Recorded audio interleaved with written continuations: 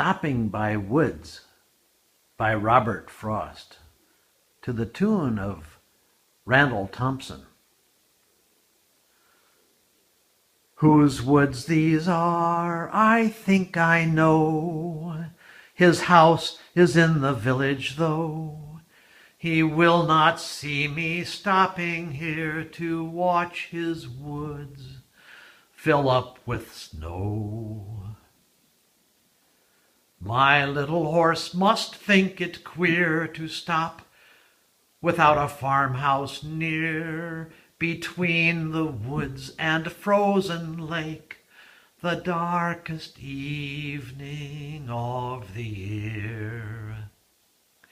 He gives his harness bells a shake to ask if there is some mistake. The only other sound's the sweep of easy wind and a downy flake.